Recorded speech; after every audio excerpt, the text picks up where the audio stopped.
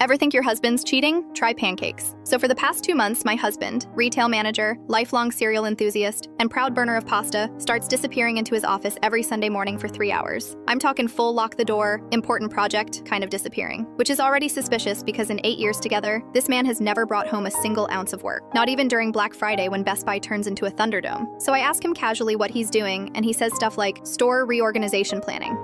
Okay. Since when does figuring out who's covering TVs require CIA-level secrecy and total silence? And it's the routine that gets me. Alarm goes off at 8 a.m. sharp, he kisses my forehead like he's going off to war, and then disappears into that office like he's got launch codes. I start spiraling. Either he's having an affair, or he's joined some weird pyramid scheme cult. Honestly, I was ready for both. So last Sunday, I decide I've had enough. Desperate times, right? I fake being asleep, then sneak upstairs in full stealth mode, fuzzy socks and all, and press my ear to the office door. I expect to hear him flirting with a woman who sells him Beachbody shakes or something. But nope, instead I hear, so the flour goes in first, right? Wait, should I take notes on mixing technique? Like, do I need to whisk clockwise? Excuse me? This man is having a serious conversation about batter, like full-on MasterChef, nervous edition. For 20 minutes, I stand there listening to him ask about oven temps, how long to let dough rest, and if nutmeg is emotionally necessary in a recipe. I swear, I thought maybe he'd finally snapped and joined a baking cult. So when he left later for his usual grocery run, I cracked open his laptop like it was a secret vault. And oh my god, the browser was an absolute buffet of cooking tutorials. Dozens of bookmarked YouTube videos titled things like How to Not Overbeat Pancake Batter and Beginner's Guide to Knife Safety so you don't die. He had a Pinterest board named Sunday Surprise full of elaborate breakfast recipes,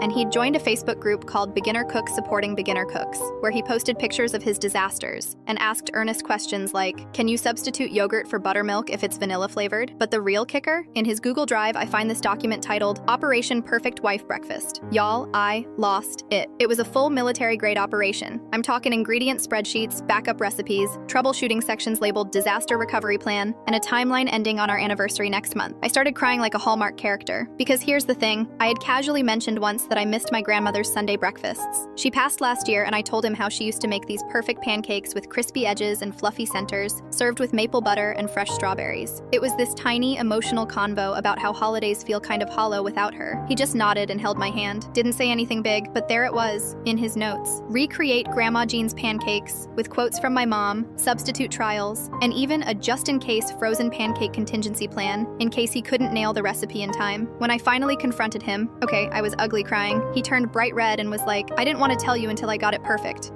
I know how much you miss her. Now every Sunday, I pretend not to notice when he sneaks into the kitchen at dawn, but I can hear him cursing when the batter clumps or the edges burn. The smoke alarm has gone off 3 times. Once he locked himself out mid-flip and had to climb in through the laundry room. But honestly, it's the sweetest, most adorably stupid thing anyone's ever done for me.